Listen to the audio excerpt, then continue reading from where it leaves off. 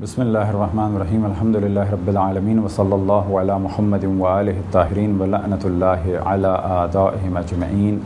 الی قیام یوم الدین وقال سبحانہ وتعالی یا ایھا الذین آمنوا کتب علیکم الصیام کما کتب علی الذین من قبلکم لعلکم تتقون۔ موضوع گفتگو احکام روزہ، اور اس ہماری گفتگو کا موضوع ہے مبطلات صوم میں سے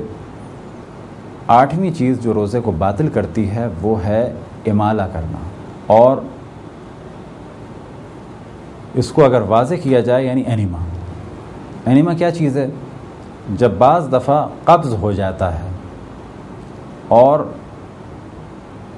انسان کا کھانا جو اس کے نچلے مقام سے خارج ہوتا ہے وہ خارج نہیں ہو پاتا، اور اگر بہت زیادہ صاف بات کی جائے یعنی پیخانہ خارج نہیں ہو پاتا، تو ایک لیکوڈ داخل کیا جاتا ہے پریشر کے ذریعے سے، جیسے ایک انجیکشن ہوتا ہے اس قسم کے ایک پریشر والی چیز ہوتی ہے، اور جب اس کو پریشر سے لیکوڈ کو اندر داخل کیا جاتا ہے تو اس لیکوڈ کی چکنائی کی وجہ سے جو پیخانہ رک گیا ہے وہ باہر آ جاتا ہے۔ اگر کوئی یہ امالہ یا حقنہ یا انگلش میں انیما کہا جائے اس کو کرے تو اس سے روزہ باطل ہو جائے۔ اب یہ دوا کے ذریعے سے بھی کیا جا سکتا ہے، اور روایات میں عام حالات میں بھی بڑی تاکید ہے کہ یہ پانی کے ذریعے سے کیا جائے، اور بہت اس کے فوائد بیان ہوئے۔ اس سے آنتیں صاف ہو جاتی ہیں، مثال کے طور پہ پائپ کے پریشر سے کیا جا سکتا ہے، خاص قسم کی ایک چیز ہے پلاسٹک کی بنی ہوئی ہوتی ہے، اس سے انجیکٹ کیا جاتا ہے پائپ کو، اس سے کیا جا سکتا ہے۔ تو یہ عام حالات میں بھی مستحب ہے، اور اگر قبض وغیرہ کو دور کرنے کے لیے کیا جائے تو بھی جائز ہے۔ لیکن ماہ رمضان میں یا روزے کے عالم میں، البتہ ماہ رمضان میں جب روزہ ہو، اور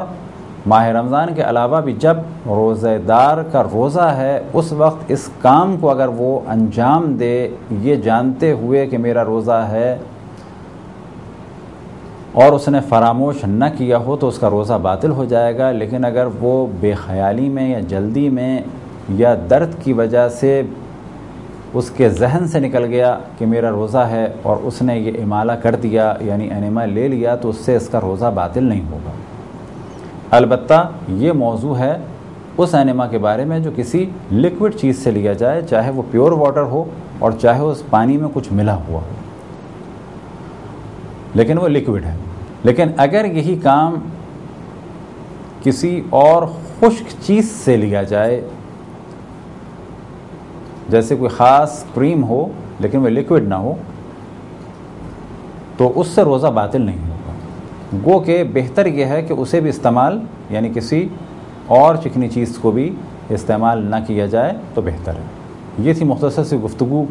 روزے کو باطل کرنے والی 8ویں چیز کے متعلق۔ خداوند تبارک و تعالیٰ سے دعا ہے کہ بحق محمد وآل محمد ہمیں اپنے رسول اپنی حجتوں